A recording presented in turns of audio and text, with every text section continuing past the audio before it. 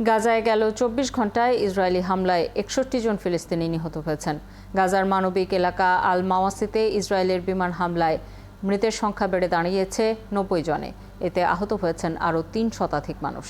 এদিকে ইসরায়েল বলেছে তারা হামাসের সামরিক প্রধান মোহাম্মদ দেইফকে হত্যার জন্য আল মাওয়াসিতে এই হামলা চালিয়েছে। আরও জানাচ্ছেন ঋতু সাহা। ভয়াবহ হামলায় জর্জরিত ফিলিস্তিনের গাজা উপত্যকা। শনিবার ৭ই শরণার্থী শিবির, খান ইউনিস, আল মাওয়াসি সহ গাজার বিভিন্ন জায়গায় রাতভর হামলা চালায় ইসরায়েলের সেনাবাহিনী। এতে নতুন করে আরও বহু ফিলিস্তিনি হতাহত হন। তাদের মধ্যে অনেককে উদ্ধার করে হাসপাতালে নেওয়া হয়েছে। স্বজনহারাদের আহাজারিতে ভারী হয়ে আছে গাজার বাতাস। ইসরায়েল বলছে হামাসের সামরিক প্রধান মোহাম্মদ দেইফ ও রাফা সালমাকে হত্যার জন্য শনিবার এই হামলা চালিয়েছে তারা জানিয়েছে খান ইউনিসের পশ্চিমে আল মাওয়াসির একটি বাড়িতে গা ঢাকা দিয়েছিলেন মোহাম্মদ দেইফ।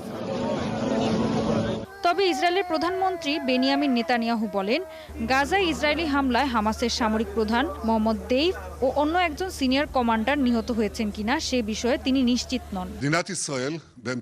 আমরা হামাসের হাতে বন্দী জিম্মিদের মুক্তির জন্য সবকিছু করব এবং আমরা যদি এই লক্ষ্যে অটুট থাকতে পারি তাহলে শেষ পর্যন্ত আমরা তাদের মুক্ত করার পাশাপাশি যুদ্ধে চূড়ান্ত জয় অর্জন করতে পারব।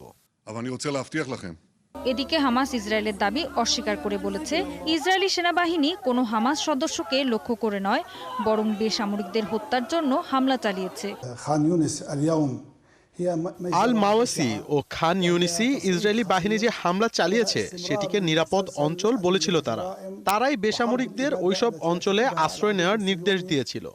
কিন্তু বরাবরের মতোই ফিলিস্তিনিদের জড়ো করে হত্যাযজ্ঞ চালানো হচ্ছে। এ সময় তিনি বলেন, নিরস্ত্র বেসামরিকদের হত্যাকে কোনোভাবেই ন্যায্যতা দেওয়ার উপায় নেই। ঋতু সাহা, ৭১।